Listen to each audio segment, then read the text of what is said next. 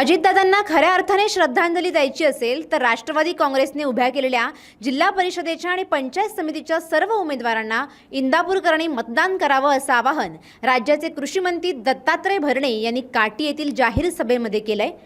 काटी लाखेवाडी जिल्हा परिषद गटाच्या प्रचारार्थ मंत्री दत्तात्रय भरणे आणि माजी मंत्री हर्षवर्धन पाटील यांची प्रचार सभा पार पडली आहे। या सभेत कृषी मंत्री दत्तात्रय भरणे आणि माजी मंत्री हर्षवर्धन पाटील यांनी एकापाठोपाठ एक हे विधान केलेलं आहे। त्यामुळे राष्ट्रवादीच्या नेत्यांच्या संवेदना मेल्या आहेत का असा सवाल उपस्थित होतोय। देतो आणि दादांना आपल्याला सगळ्यांना भावपूर्ण सहभागी व्हायचे असेल तर निश्चित प्रकारे उद्या तुमच्याकडे कुणी येईल, घोगडी बैठकाच्या माध्यमातून येईल, कुणी तुम्हाला सांगेल की हा भाऊचा आहे, हा मामाचा आहे, हा दादाचा आहे, हा आप्पासाहेबाचा आहे। बाबांना मी तुम्हाला मागाशी भाऊंनी सांगितल्याप्रमाणे हे सगळे उमेदवार आमचे, हे जे तुम्हाला सांगतील हे फक्त त्यांच्या स्वार्थासाठी सांगतील।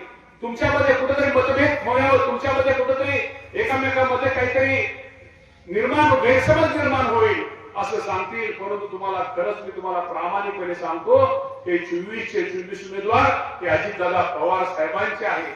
ते 24 उमेदवार हर्षवर्धन पाटील साहेबांचे आहेत। त्यामुळे तुम्ही कुठल्याही पक्षाचे विचार करू नका। आणि एकदा आपण तुम्हाला सर्वांना माहित आहे आम्ही दोघं पण एकदा विश्वासाने काम करणारे माणसं। मला एक माझा स्वभाव आहे सगळ्यांचा, आयुष्यामध्ये विश्वास ठेवायचा असतो आणि विश्वास ठेवल्यानंतर गुण जास्त मिळतात। त्यामुळे निश्चित प्रकारे आपण एकामेकावरती विश्वास ठेवा, एकामेकांमध्ये गैरसमज निर्माण होऊन देऊ नका। ही निवडणूक आपल्या सगळ्यांच्या दृष्टिकोनातून महत्वाची आहे। दादाने आम्हा दोघांना सांगितलं होतं की 24 उमेदवार हे इंदापूरमधून आले पाहिजे आणि आपल्या सगळ्यांच्या वतीने आम्ही अजितदादा पवार साहेबांना एक शब्द दिलेला आहे, दादा आम्ही तुम्हाला इंदापूर तालुक्यामधनं 24 उमेदवार निवडून देऊ।